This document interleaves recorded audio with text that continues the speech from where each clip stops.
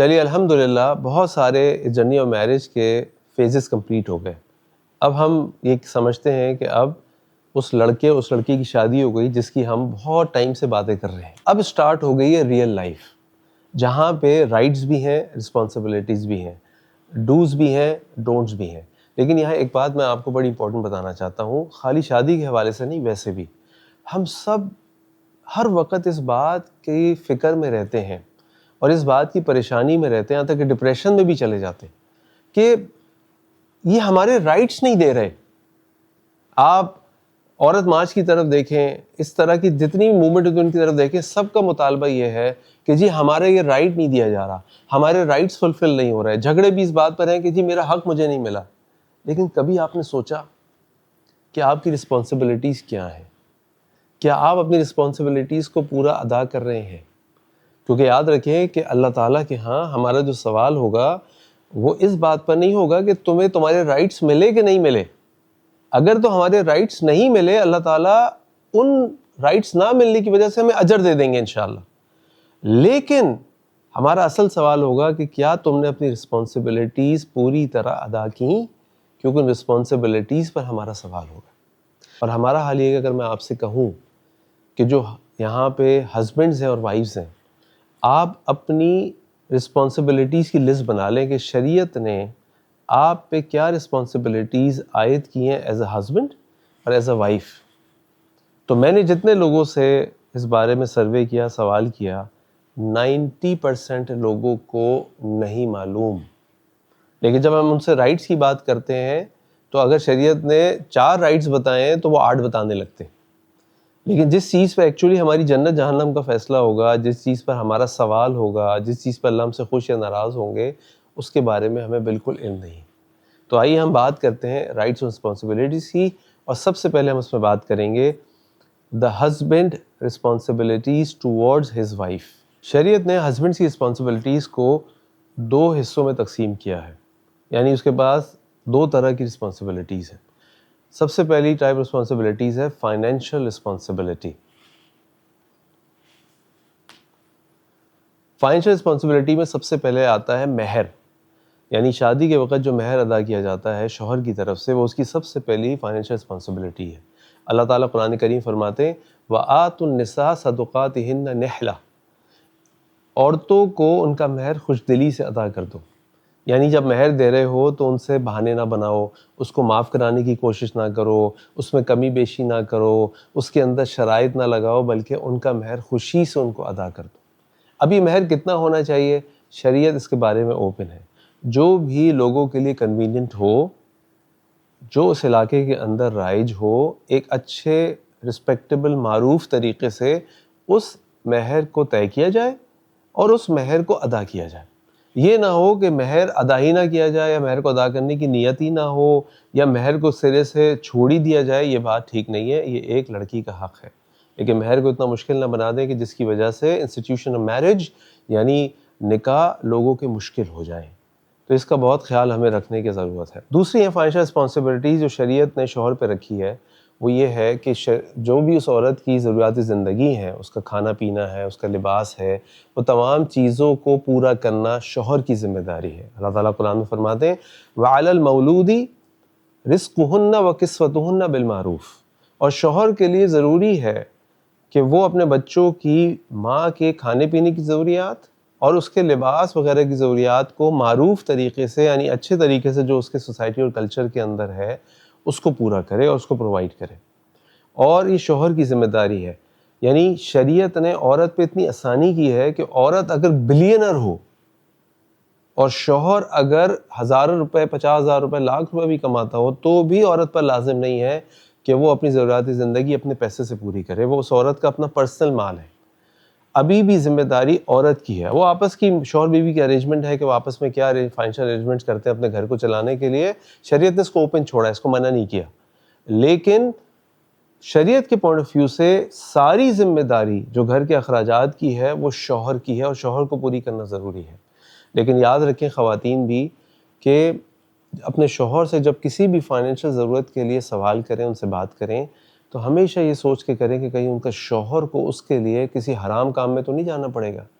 جیسے سلف صالحین کی خواتین یہ بات اپنے شوہروں سے کہتی تھیں، اتق اللہ فینا، ہمارے معاملے میں اللہ سے ڈرنا، ولا تطعمن من حرام، اور ہمیں حرام سے مت کھلانا، کنا نصبر علی حر الجوع، ہم بھوک کی گرمی کو برداشت کر سکتے ہیں، بھوک کی شدت کو برداشت کر سکتے ہیں، ولا نصبر علی حر جہنم، لیکن ہم جہنم کی شدت کو برداشت نہیں کر سکتے۔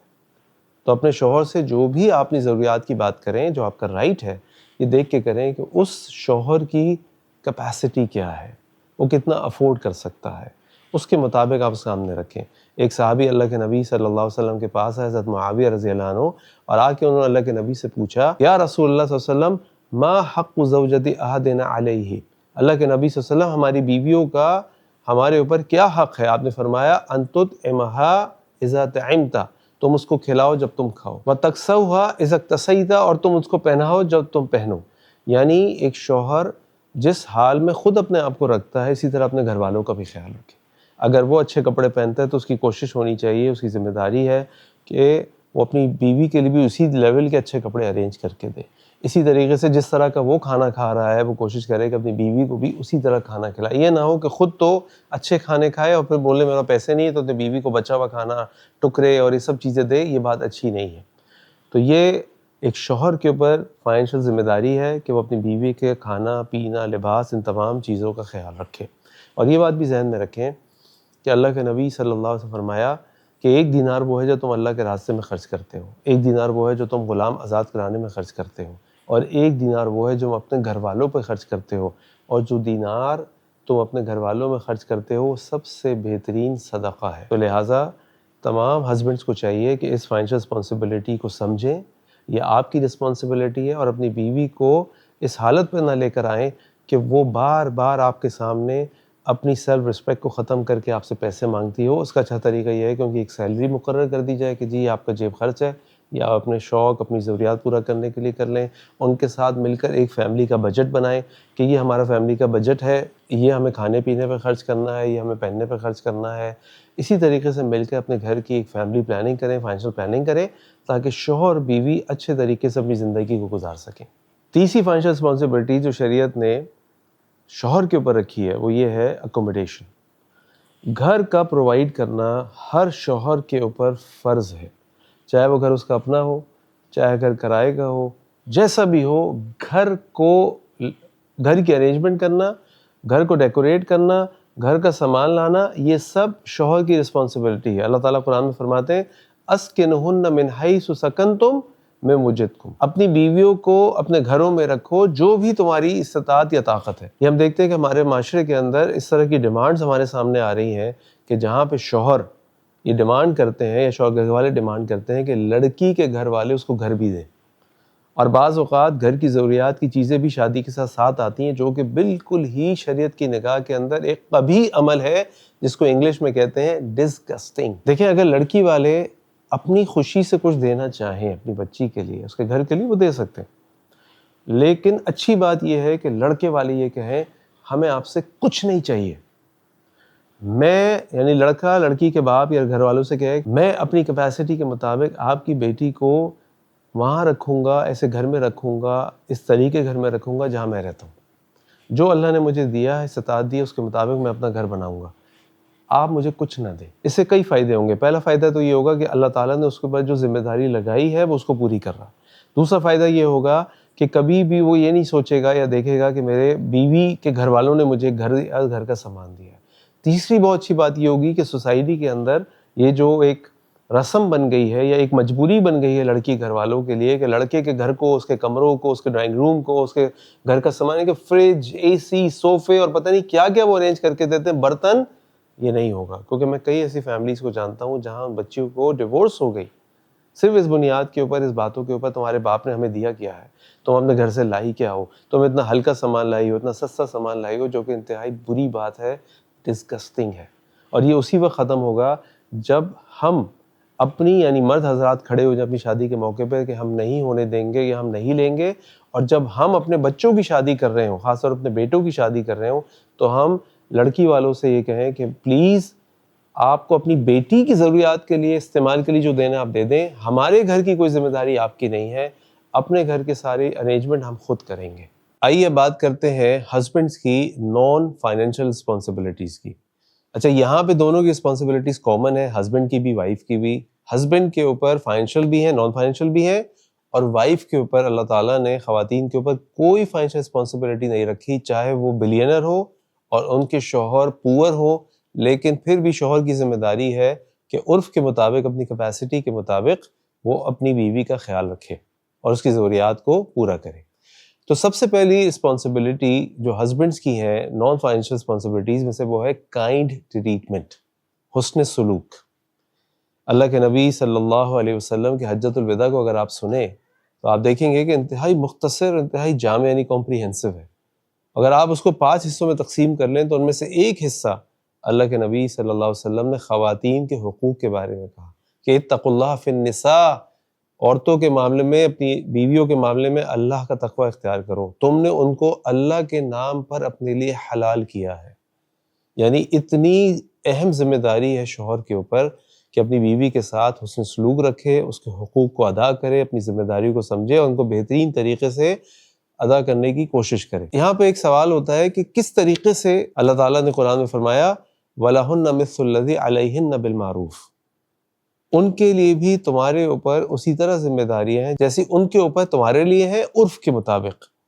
اسی طرح اللہ کے نبی صلی اللہ علیہ وسلم نے فرمایا استوصوا بالنساء خیراً، عورتوں کے ساتھ اچھا سلوک کرو، اچھے طریقے سے ان کے ساتھ پیش آؤ۔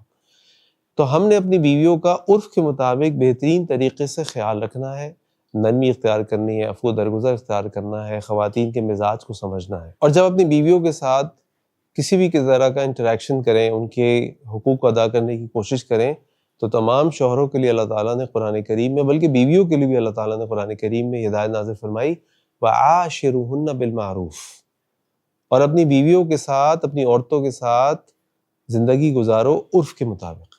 یعنی دیکھیے، عرف کا معنی یہ ہوتا ہے کہ ایک گاؤں میں رہنے والے شخص کا عرف اور ہے اور شہر میں رہنے والے شخص کا عرف اور ہے۔ ایک لوور انکم کلاس کی فیملی کا عرف اور ہے، ایک ہائر انکم کلاس کی فیملی کا عرف اور ہے۔ میں آپ کو ایک اور طریقے سے ایکسپلین کرتا ہوں۔ اگر آپ ایک ایسی فیملی کے اندر رہتے ہیں جہاں پہ عرف یہ ہے کہ آپ کے گھر کی خواتین کو ڈرائیور بھی پرووائڈ کیا جاتا ہے، آپ کے گھر میں جتنے لوگ ہیں سب نے اپنی وائفس کو ڈرائیور دیا ہوا ہے اور آپ بھی افورڈ کر سکتے ہیں، تو آپ کو بھی چاہیے کہ آپ اپنی وائف کی اس ضرورت کو یا اس فیسلٹی کو اس کو دیں، کیونکہ آپ جس عرف کلچر میں رہ رہے ہیں، جس اکنامک سسٹم میں رہ رہے ہیں، جس سوشل انکم کلاس میں آپ رہ رہے ہیں، اس کے اندر تمام شوہر اپنی بیویوں کو یہ تمام چیزیں پرووائڈ کرتے ہیں۔ اور یہاں پہ یہ بات بھی سمجھنی ضروری ہے کہ یہ حکم علماء کہتے ہیں صرف مردوں کے لیے نہیں ہے، یہ خواتین کے لیے بھی ہے۔ وَعَاشِرُهُنَّ بِالْمَعْرُوفِ کا معنی خواتین کے لیے بھی یہ ہے کہ وہ بھی اپنے شوہر کی خدمت اور ان کی اطاعت اس طریقے سے کریں جیسے اس کلچر میں، اس معاشرے میں کی جاتی ہے۔ مثال کے طور پہ بڑی عجیب سی بات ہے کہ آج ہم سنتے ہیں کہ کچھ خواتین یہ کہتی ہیں کہ ہمارے اوپر لازم نہیں ہے کہ ہم اپنے شوہر کا کھانا پکائیں، اس کے گھر کی صفائی کریں، اس کے گھر کا خیال رکھیں، یہ ہمارے اوپر لازم نہیں، شریعت نے ہم پہ لازم نہیں کیا۔ بالکل صحیح بات۔ اگر آپ یہ بات کریں گی تو شوہر کے پاس بھی بہت ساری باتیں کرنے کو ہیں جو شوہر کر سکتا ہے آپ کے بارے میں، کہ میں اس پہ آپ کے باؤنڈ نہیں ہوں کہ میں آپ سے پوچھوں یا میں آپ کو بتاؤں۔ لیکن پھر بھی ہم تمام شوہروں کو یہ نصیحت کرتے ہیں اور یہ تاکید کرتے ہیں کہ وہ اپنی بیویوں کا بہت اچھے طریقے سے خیال رکھیں، جو بھی لائف کے ڈیسیجنز لے رہے ہیں وہ اپنی بیوی کے ساتھ مشورے کے ساتھ کریں تاکہ آپ کے گھر کے اندر محبت قائم ہو۔ بالکل اسی طرح خواتین کو بھی اپنے شوہر کا خیال ایسے ہی کرنا چاہیے جیسے آپ ایک سوسائٹی کے اندر آپ کی خواتین اپنے شوہر کا خیال رکھتی ہیں، ان کے گھر کا خیال رکھتی ہیں، ان کی ضروریات کا خیال رکھتی ہیں، ان کے گھر کے اندر کھانا ان کے لیے پکاتی ہیں، تو آپ کو بھی یہ سب کام کرنے چاہیے۔ کیونکہ یاد رکھیں کہ رشتے قانون سے نہیں چلتے، رشتے ایک دوسرے کے لیے کچھ کرنے سے چلتے ہیں۔ رشتوں کے اندر مضبوطی اور محبت جب آتی ہے جب ہم ایک دوسرے کے لیے زیادہ سے زیادہ کرنے کی کوشش کرتے ہیں۔ تو بہرحال شوہر کی نان فائنینشیل رسپانسبلٹی میں ایک بڑی اہم رسپانسبلٹی یہ ہے کہ he should have kind treatment with his wife. دوسری نان فائنینشیل رسپانسبلٹی جو اللہ تعالیٰ نے شوہر کے اوپر رکھی وہ یہ ہے کہ ناٹ ہارمنگ ونس وائف، وہ اپنی بیوی کو نہیں مارے گا۔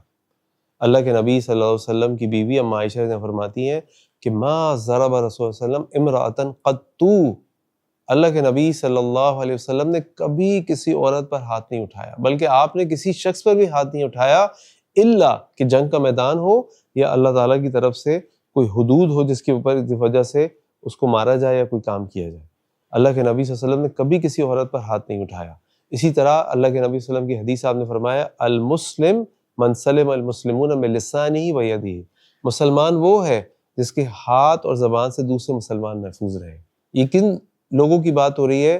اگر دنیا کے اندر 2 ارب مسلمان ہیں تو ان 2 ارب مسلمانوں کی بات ہو رہی ہے، ان کے ہاتھ اور ان کی زبان سے دوسرے مسلمان محفوظ رہیں۔ اب سوچیں ایک عورت جو آپ کی بیوی ہے، آپ کے بچوں کی ماں ہے، آپ کے گھر میں آپ کے ساتھ رہتی ہے، وہ اگر ہماری زبان اور ہاتھ سے محفوظ نہ ہو تو آپ سوچیں کہ اللہ تعالیٰ کو کتنا ناگوار گزرے گا کہ اللہ تعالیٰ ایک طرف تو ہمیں حکم دے رہے ہیں کہ دنیا کے 2 ارب مسلمان تمہاری زبان اور ہاتھ سے محفوظ رہیں، اور وہ عورت جو تمہارے گھر کے اندر موجود ہے وہ تمہاری زبان اور ہاتھ سے محفوظ نہ رہے، یہ بہت ہی بڑی نافرمانی ہے۔ تو شوہر کی نان فائنینشیل رسپانسبلٹیز میں ایک بہت اہم رسپانسبلٹی یہ ہے کہ وہ اپنی بیوی کو مارے گا نہیں۔ اور کچھ لوگ جو ہیں وہ سورۃ النساء کی آیت نمبر 34 جس میں اللہ تعالیٰ فرماتے ہیں وَاللَّاتِي تَخَافُونَ نُشُوزَهُنَّ فَعِظُوهُنَّ وَاهْجُرُوهُنَّ فِي الْمَضَاجِعِ وَاضْرِبُوهُنَّ، کہ اللہ تعالیٰ فرماتے ہیں کہ وہ لوگ جن کو اپنی بیویوں کی طرف سے نافرمانی کا خدشہ ہے یا مسئلہ ہے تو ان کو چاہیے کہ پہلے وہ ان کو سمجھائیں، پھر ان کو بستر الگ کر لیں اور پھر ان کو ماریں۔ تو وہ اس مارنے کو سمجھتے ہیں کہ اب شریعت نے ان کو اجازت دے دی ہے جیسے چاہے ماریں، جہاں چاہے ماریں۔ نہیں، ہمارے لیے رول ماڈل کون ہے؟ اللہ کے نبی صلی اللہ علیہ وسلم، اور ان کی بیوی کیا فرماتی ہیں؟ ما ضرب رسول صلی اللہ علیہ وسلم امرأۃ قط، اللہ کے نبی صلی اللہ علیہ وسلم نے کبھی کسی عورت پہ ہاتھ نہیں اٹھایا۔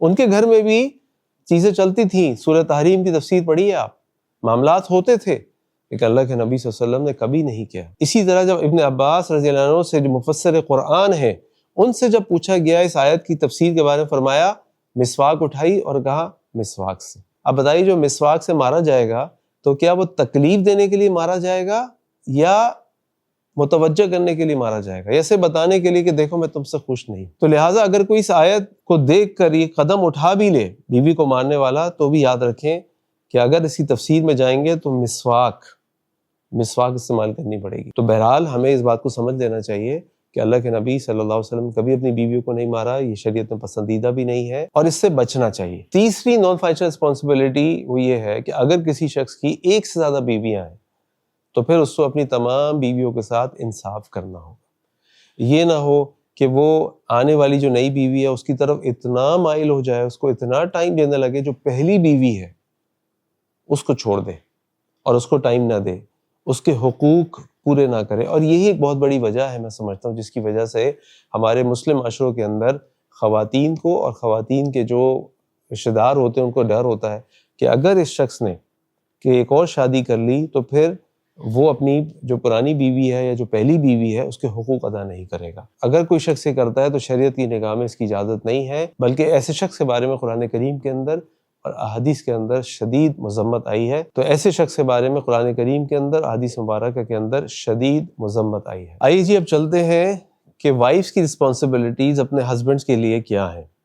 تو یاد رکھیے کہ جہاں اللہ تعالیٰ نے شوہر کے اوپر رسپانسبلٹیز رکھی ہیں، وہاں اللہ تعالیٰ نے وائفز کے اوپر بھی رسپانسبلٹیز رکھی ہیں، لیکن دونوں میں ایک فرق ہے جس کو اللہ تعالیٰ خود قرآن کریم میں بیان فرماتے ہیں۔ اللہ تعالیٰ فرماتے ہیں وَلَهُنَّ مِثْلُ الَّذِي عَلَيْهِنَّ بِالْمَعْرُوفِ، اور ان کے لیے بھی اسی طرح حقوق ہیں عرف کے مطابق جیسے تمہارے لیے ہیں۔ وَلِلرِّجَالِ عَلَيْهِنَّ دَرَجَةٌ، لیکن مردوں کے لیے ایک درجہ زیادہ ہے۔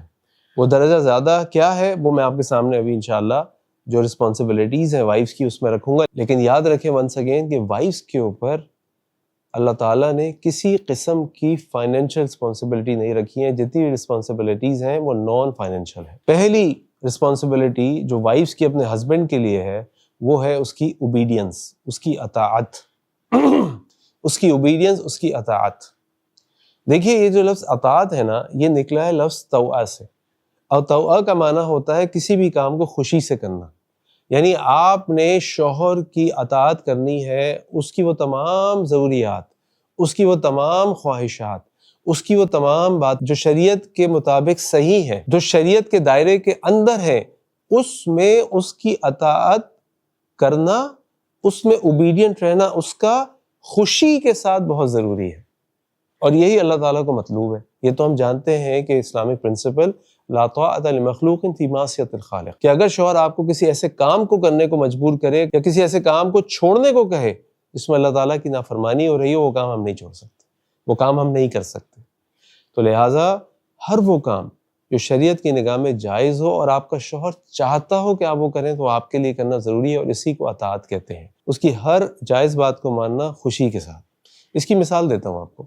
مثال کے طور پہ تھوڑی سی فنی سی ایگزامپل ہے. آپ یہ کہیں کہ میں نے چائنیز کھانا ہے اور آپ کے شوہر کہیں کہ میں نے باربیکیو پاکستانی کھانا ہے. اچھا، پچھلے ہفتے بھی پاکستانی باربیکیو کھایا تھا، اس سے پچھلے ہفتے بھی پاکستانی باربیکیو کھایا تھا، لیکن شوہر ضد کر رہا ہے کہ نہیں میں نے یہی کھانا. تو اگر آپ کا منہ بن گیا یا آپ نے ناگواری کا احساس کیا تو یہ اللہ کو پسند نہیں. اب آپ کہیں گے یہ کیا بات ہوئی؟ میں آپ کو اس کی شرعی حیثیت بتا رہا ہوں. ایسا ہونا نہیں چاہیے. شوہروں کو بھی سمجھنا چاہیے کہ بھائی اگر پچھلے ہفتے اس کی مرضی سے گئے تھے تو اس ہفتے بیوی کی مرضی سے چلا جائے. لیکن ایک سچویشن آپ کو بتا رہا ہوں کہ آپ نے خوشی سے اس کی بات ماننی ہے. کیوں؟ کیونکہ اللہ تعالیٰ نے آپ کو شوہروں کی اطاعت کا حکم دیا ہے. اللہ کے نبی صلی اللہ علیہ وسلم کی کتنی احادیث ہیں آپ دیکھیے. اللہ کے نبی فرماتے ہیں لو کنت امرأ احدا ان یسجد، اگر میں تم میں سے کسی کو سجدہ کرنے کا حکم دوں، لامرت النساء، تو میں عورتوں کو حکم دوں کہ وہ اپنے شوہروں کو سجدہ کریں.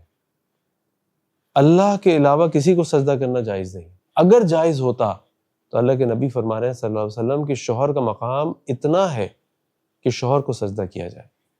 اسی طریقے سے اللہ کے نبی صلی اللہ علیہ وسلم نے ایک بڑی خوبصورت حدیث بتائی عورتوں کے لیے. تو میں سمجھتا ہوں کہ وہ اتنا شاندار موقع ہے جنت میں جانے کا. مردوں کے لیے تو بہت چیزیں، کیونکہ ہمیں تو بہت کچھ کرنا پڑتا ہے نا. دنیا کو دیکھنا ہے، مال کمانا ہے، گھر کے اخراجات چلانے ہیں، ساری گھر کی اور گھر کے باہر کی چیزیں ہم نے دیکھنی. اللہ کے نبی صلی اللہ علیہ وسلم نے عورتوں کے لیے جنت میں جانے کا ایک بہترین راستہ بتایا اور اتنا آسان ہے. اللہ اکبر. اللہ کے نبی فرمایا اذا صلت المرأة خمسها، اگر کوئی بھی عورت 5 وقت کی نماز پڑھ لے، وصامت شہرہا، اور رمضان کے مہینے کے روزے رکھ لے، وحصنت فرجہا، اور اپنی شرمگاہ کی حفاظت کر لے. اچھا، یہ تینوں کام تو ایک اچھی عورت کے لیے قدر آسان ہے الحمدللہ. اب آتا ہے اصل، وَأَطَاعَتْ زَوْجَهَا، اور اپنے شوہر کی اطاعت کر لے، خوشی سے اس کی ساری باتیں مان لے. تو اللہ کے نبی صلی اللہ علیہ وسلم نے اتنی بڑی آفر دی ہے. وہ جنت کے جس دروازے سے داخل ہونا چاہے اس کو آواز دی جائے گی داخل ہو جاؤ. اللہ اکبر. تو یہ جو اطاعت ہے نا اس دنیا کی 30 40 50 سال کی زندگی کی، 100 سال کی، 80 سال کی زندگی کی، اس کے بدلے آپ کو جنت ملتی ہے. تو لہٰذا اس جنت کو حاصل کرنے کی کوشش کریں. دوسری رسپانسبلٹی جو خواتین کے اپنے شوہروں کے لیے ہے that she should make herself available for her husband whenever he wants. وہ کبھی اپنے شوہر کو نہ نہیں کر سکتی اگر شوہر ان کو اپنے پاس بلائے. کہ اللہ کے نبی صلی اللہ علیہ وسلم فرمایا اگر کوئی شوہر اپنی بیوی کو اپنے پاس بلائے، اپنے بستر پر بلائے، اور وہ آنے سے انکار کر دے اور اس کا شوہر ناراض ہو کر رات کو اس کے ساتھ سوئے، تو اللہ کے فرشتے صبح تک اس عورت پر لعنت بھیجتے رہتے ہیں. کیونکہ دیکھیے یہی تو شوہر کی اطاعت ہے، یہی تو شوہر کی ضرورت ہے. ہاں اگر کوئی شرعی ریزن ہو تو اس شرعی ریزن کی صورت میں تو وہ انکار کر سکتی ہے کہ یہ شرعی ریزن ہے، میں بھی آپ کے پاس نہیں آ سکتی. لیکن اگر کوئی شرعی ریزن نہ ہو تو ہر عورت کے لیے لازم ہے کہ جب بھی اس کا شوہر اس کو اپنے پاس بلائے گا اس کو اس کے پاس آنا پڑے گا. چلے گی ٹھیک ہے.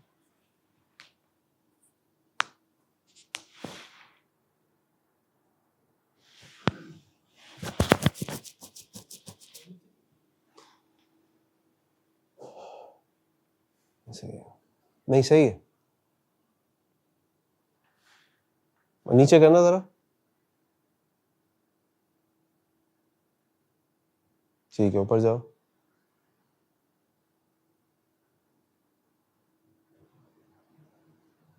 بس.